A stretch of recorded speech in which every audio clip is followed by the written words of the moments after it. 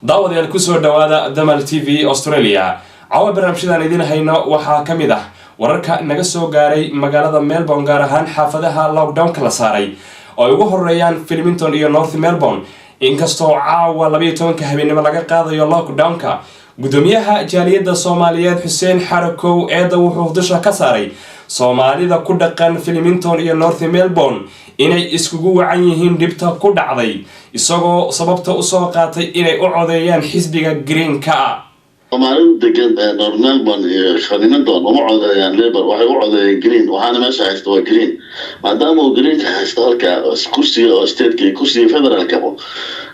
dowladda Labour waxay qiimeynaysaa ma jiro marka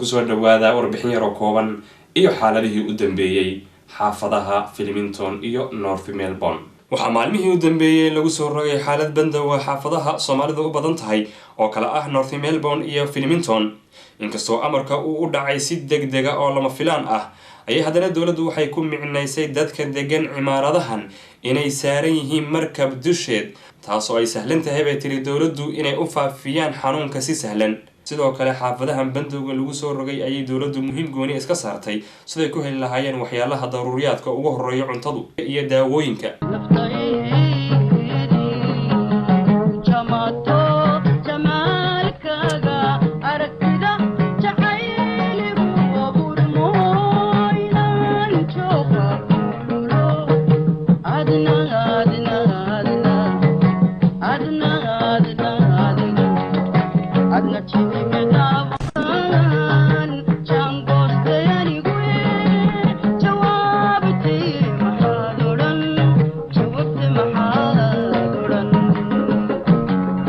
haddana waxaa khadka si toos ugu jira gudoomiyaha jaaliyadda Soomaaliyeed inaan ku weydiino shalay daraantii ka horeysay waxa awood maxay ahayd saaran Soomaalida ku nool Flemington North Melbourne iyo areadeeda oo lockdown ka gadisan xaaladda lockdownka ee magaalada Melbourne baa la geliyay ka jaaliyad ahaan maxaad ka tiraadeen hawshan mase ka hadasheen runtii arinta dhacday waa arin in laga xumaado bahneed dhowr shirar la qabtay oo isku yimid mid ay Soomaalidu gaartay mid ay muslimiinta oo dhan wada galeen oo jiraan arinta si dawladda u sameysay runtii ma fiicnaan in la sameeyo caafimaadka dadka la ilaaliyo wanaagsan tahay laakiin waxay ku xumaatay iyadoo dadkii la tashanayo go'aan madaxdii community la tashanayo iyo elderskii dadkii meesha deganaa ay ku dhawaaqeen in meeshii dhan yani booliis lagu wareejiyo marka waa arrin foolxumo in yani 500 booliis in meel la keeno oo bildanada dhan lagu hareereeyo iyadoo aan odayaashii community-ga social workerskii dadka ku shaqeynayay iyo hay'adihii kale aan warka hayn marka ku fiirsatana markastana waxaa meesha jooga awood badan leh booliiska marka waxaad moodaa dadkii meesha lagu hayay iyo booliis kaliya in arrintu dhexeyso oo dhaqaatiirtii iyo social workerskii wadii ka baaysan ka muuqan markaad aad TV markaad ka arkaysid waa arrin xoogaa foolxumo badan mustaqbalka inaysan dhicin loo baahneen gudoomiye ma la isdhihi karaa jaaliyadaha Soomaaliyeed oo kala jaban awgeed in jaaliyadda Soomaaliyeed ay daciif u noqoto in sida lagu sameeyo runtii taa waa sabab oo la dhigi karaa Soomaalida kala dhigi karaa kala jaban laakiin aniga aragtideedu xoogaa yar ka duwan tahay jaaliyadda khaasatan degan North Melbourne Flemington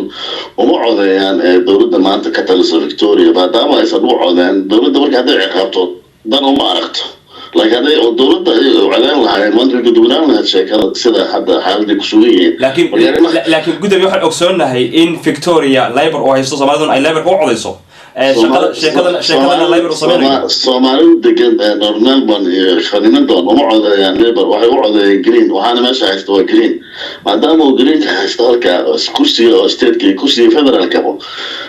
dawladda Labour waxay qiimeynaysaa ma jiro marka هذه لكن الليبر وما شاف لها ما حلوة حالها عرفت يقدرون لها ما تسرع ما دام أصلا الليبر عندما مش جوين أنا ما خيمينا يعني بركة هو المستقبل وين كيف يصنع عد كان عدة سنين يعني يسوي استعمال لها عد كان أنا ما أسوق كذا على ريشمون لما دارها هذا ريشمون لما حرق بقى كل شيء وحكى وحاسدين ليبر هذه أنت الحر الحفظ حاجة اللي هذا نيجا ليبر كذا هو دور شو صار طلوع عدن له marka arrimahaasoo kale waa arrimo foolxumo badan Soomaali inay ka fiirsato mustaqbalka cidda codeynayso iyo cidda kula xisaabtamayaan codkeeda ugu dambeyn maxaad kula dardaarsan jaaliyadda Soomaaliyeed Soomaalidu waa inay furdada ka toosaan wadankan ku noolnahay waxa la fiiriyo wax waaye karaa la fiiriyo wadankan xisaabtana tiray ku socota tiradaada ka faa'iideyso tiradaada ay awooddaada meesha dhigaysid markas waa la ogaataa waxa loo baahan yahay community leaders oo waxgarad ah oo fahmaya siyaasadda ka socota Australia dadkooda ku xisaabtamayaan marka mustaqbalka waxa ujeedada lahaa dadka degan xaafadda inay ka fikiraan cidda ay codeyn lahayd cidda ku xisaabtamayaan codkooda iyo sida maanta loo galisaa inaan loo gelin mustaqbalka maasin gudoomiye maasin هذا الموضوع حاولت أسألك صاف بيننا برنامج قدام التي في هذا كلا سعوتين وعني واحد مزعم سلانة أنت لكو كل مدة برنامج كان مدي لما إذا واحد نتكتب يا سيداسي النبت قال لي يو